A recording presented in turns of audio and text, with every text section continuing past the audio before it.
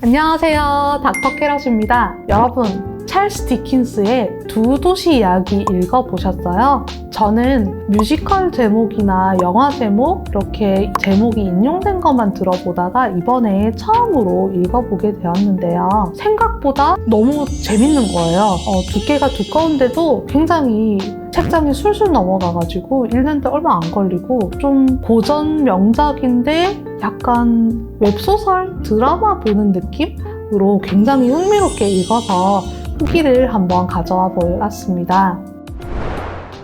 이 소설의 줄거리는 파리와 런던 두 도시에서 일어난 이야기를 말하는데요. 파리 사람이지만 런던에서 커온 루시 마네트라는 여성과 파리의 후작으로 자랐지만은 후작의 특권을 포기하고 런던의 시민으로 살기로 선택한 찰스 다네이라는 남자가 서로 사랑하는 사이고, 루시를 사랑하는 시드니 카튼이라는 서브 남주가 있는데 루시의 고결한 사랑과 상냥함에 감동해서 자신을 좀 헌신적으로 바치는 그런 이야기예요. 이 소설, 프랑스 혁명 당시의 혼란스러운 시대상과 또 그 속에서 피어나는 사랑과 희생, 감동의 이야기가 모두 있는 그런 소설인데요. 저는 이 소설을 읽으면서 시드니 카튼이라는 인물한테 공감이 가더라고요. 우리나라의 어떤 소설가 분이셨나? 시드니 카튼이 서브 남주의 정석이다 라는 표현을 하신 걸 읽어봤는데 어떻길래 서브 남주의 정석이라는 거지? 라고 생각했는데 진짜 서브 남주의 정석이더라고요. 여러분, 어렸을 때 제가 천국의 계단이라는 그런 드라마 봤었는데 그 천국의 계단에서도 여자 주인공한테 굉장히 집착하면서 너가 있었기에 난 웃을 수 있었어 라고 하면서 오빠가 있다!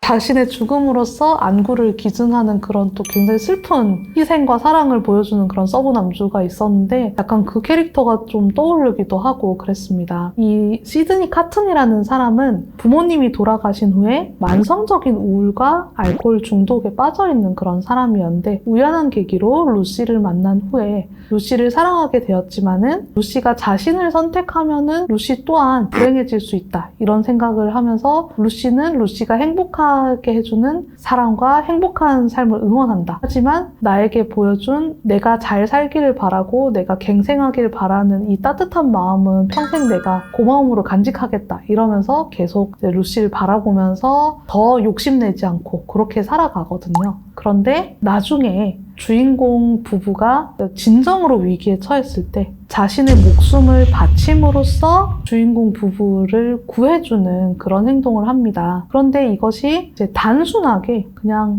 사랑하니까 난 서브 남주니까 내 목숨 당연히 바쳐야지, 드라마는 원래 그런 거 아니겠어, 이런 게 아니라 이 사람이 그 죽음을 결심하기까지 굉장한 그런 고뇌를 하고 또 자기의 맥락에서는 큰 결심이에요. 이제 자기의 멘토이자 좀 아버지처럼 따르는 사람에게 선생님, 누군가 78해를 살든 몇 해를 살든 간에 내가 진정으로 누군가를 위해서 선한 일, 아름다운 일, 사랑에서 우러나오는 일을 하지 않았다고 하면 그로 인해서 내가 그 누구로부터 존경도 감사도 받지 않는다고 하면은 내가 78해를 살든 몇 해를 살든 그 기나긴 인생이 축복이 아니라 저주 아니겠습니까? 그 말은 무슨 말이에요? 누구나 사람이 살면서 선함에서 우러나온 일을 한번 하고 죽어야 되지 않겠습니까? 이런 뜻이죠. 그런 말을 하면서 내가 지금까지의 삶이 의미 없는 삶이었지만 내가 계속해서 앞으로 계속 살아가더라도 좀 술독에 빠져 살거나 의미를 찾지 못하고 방황하는 삶을 살지언정 내가 선한 일 하나를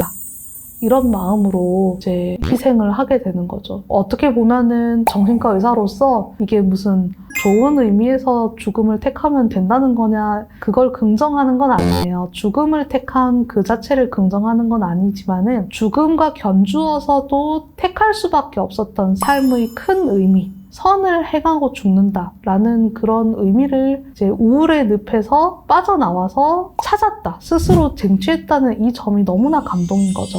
자신의 삶의 목적을 쟁취하게 된 데에는 루시에 대한 사랑이 있잖아요. 그런데 이 사랑이라는 게 단순하게 그냥 이 여자가 예쁘고 나는 이 여자한테 그냥 끌리고 욕구를 느끼고 이런 게 아니잖아요. 나락에 빠져있는 사람을 진정으로 믿어주면 이 사람은 그게 정말 눈물나게 고마운 거고, 때로는 그 눈물나게 고마운 그 마음이 맹목적으로 보일 정도의 헌신을 보이기도 하고 새로 태어난 모습을 보이기도 한다라는 거를 서브남주 시드니 카튼을 통해서 보게 되어서 정말 또 큰 감동과 울림을 느끼게 하는 것 같아요. 저는 개인적으로 이 결심을 하고 나서 파리의 샌느강을 거닐면서 나는 부활이자 생명이니 나를 믿는 자는 죽어도 다시 살아날 것이요 살아서 죽지 않으리이다 라는 그 성경 구절을 계속해서 되뇌면서 길거리를 걸어다니는 그 장면이 너무나도 좀 마음에 깊게 남았던 것 같아요.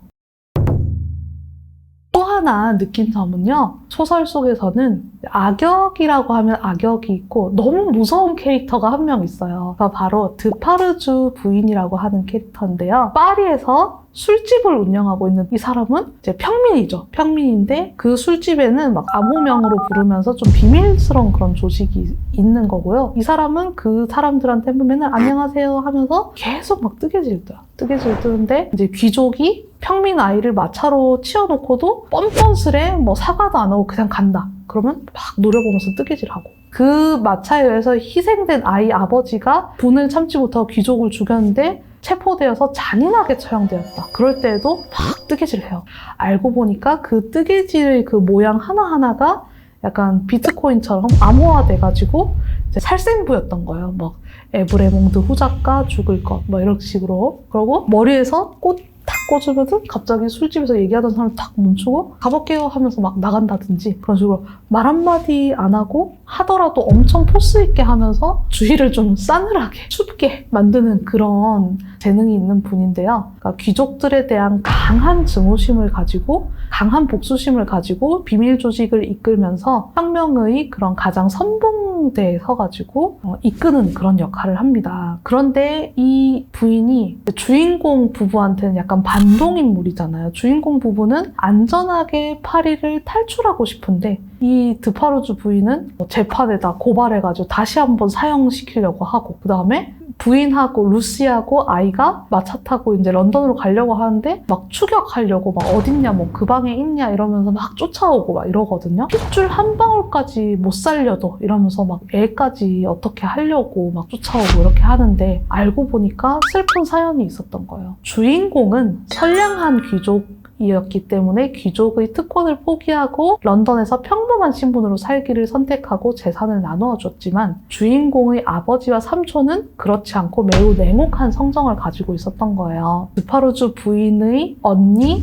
오빠, 아버지, 형부 모두 이 주인공 아버지 형제의 손에 의해서 죽임을 당하게 된 거였어요. 마지막 살아남은 한 명의 아이가 드파르주 부인이었고 그렇기 때문에 이 모든 전말을 알게 되고 귀족들에 대한 분노에 덧붙여서 이 주인공 일가를 다 죽이겠다 이런 복수심 하나로 불타오르다가 결국은 이제 주인공 일가를 지키겠다는 결심을 했던 주인공 일가의 하녀 미스 프로스와 신랑일 끝에 권총이 격발되어서 죽게 됩니다. 그런데 이 드파르주 부인 책을 읽을 때 너무 무섭죠. 우리 주인공들이 빨리 안전하게 런던으로 갔으면 좋겠고 하는데 생각해보면은 이 사람 너무 안타깝잖아요. 귀족들에 의해서 나의 평온한 삶이 파괴되고 또 어른으로 성장해서도 나의 이웃들이 굶주리고 헐벗고 착취당하고 막 처형당하고 이런 것들을 이제 보면서 살아났기 때문에 진정한 동정심, 따뜻한 마음을 갖기가 힘들었을 거예요. 그리고 이 소설에서는 이제 주인공의 서술의 초점이 맞춰져 있기 때문에 이 드파르주 부인이 굉장히 나쁜 사람처럼 묘사되어 있지만 주인공이 아니라 소설이 드파르주 부인의 관점에서 쓰여졌다면 어땠을까? 그렇게 생각한다면 우리 모두가 각각은 개인이 자기의 관점을 통해서 쓰여진 소설의 주인공이라고 할 때 모두가 모두의 입장을 충족시키고 모두가 모두의 입장을 만족시켜 줄 수는 없지만 나는 나의 서사대로 살아야 되겠구나 라는 생각을 해보게 된 것 같아요. 드파르주 부인은 드파르주 부인의 서사 속 자기의 이야기 속에서는 자기가 주인공이고 자기의 서사 속에서 비록 마지막에 안타까운 죽음을 맞이했지만 또 혁명을 쟁취하고 사랑을 얻고 또 동료 시민들과 함께 자유를 얻었긴 하잖아요. 비록 이제 거기서 멈추지 않고 복수를 하려다가 죽음을 당하긴 했지만 나는 나의 서사에서 나의 삶에서 최선을 다하고 또 찰스 다네이는 찰스 다네이의 서사 속에서 최선을 다하고 또 루시 마네트는 루시 마네트의 서사 속에서 최선을 다하는 것 이런 것들이 우리에게도 그러한 관점을 포용할 수 있는 그런 시각이 있고 자기의 이야기에 초점을 맞추는 관점을 가지면 어떨까 하는 그런 생각이 들었습니다. 마지막으로는 오늘날의 우리들에게도 해당되는 이야기인 것 같아요. 물론 프랑스 혁명의 대의가 자유, 평등, 박애 이 가치에 대해서 우리가 그 가치는 잘못됐어 라고 얘기할 사람은 현대사회에 아무도 없을 거예요. 우리는 이미 그로부터 시작된 자유의 가치를 누리고 있고 자유가 너무나도 소중하다는 것을 모두가 공감하고 있죠. 하지만 그렇다고 해서 두 도시 이야기 속에 나오는 그리고 실제 프랑스 혁명에서 보여졌던 그 광풍이 과연 정당화될 수 있는 것일까? 그런데 그렇게 안 했으면 우리가 오늘날의 이 자유를 얻을 수 있었을까? 대의와 수단 그리고 반작용에 대해서 계속 끊임없이 생각하게 되는 것 같고요. 현대 사회에도 좀 울림을 주는 것은 아무래도 여론 재판과 마녀 사냥의 그런 경향에 대해서는 꼭 생각을 해봐야 되는 것 같아요. 우리는 사실 지금 피를 흘리면서 여론재판을 하고 있진 않지만 어찌 보면은 더 넓은 무대에서 여론재판을 하고 있기도 해요. SNS를 통해서 SNS를 구독 취소를 누른다 또는 SNS에 댓글을 단다. 반대 의견을 가진 사람을 마구 조롱하거나 인격적으로 격하시킴을 통해서 한 가지 여론에 특히 그게 정당하다고 생각하는 여론일수록 그 여론에 매몰돼 가지고 확 이렇게 빠져들고 달려들고 그 외의 다른 의견을 제시하는 사람들을 굉장히 좀 이질적인 존재, 뿌리 뽑아야 될 존재로 인식하는 그런 성향이 좀 있거든요. 그런 것들이 뇌과학적으로는 끊임없이 내 편과 남의 편을 나누고 싶어하는 사람의 사회적인 그런 심리, 그리고 또 뭔가 화낼 일이 있을 때 화낼 일 그 자체에 중독이 되는 분노 중독 의 심리와도 맞닿아 있는 것 같아요.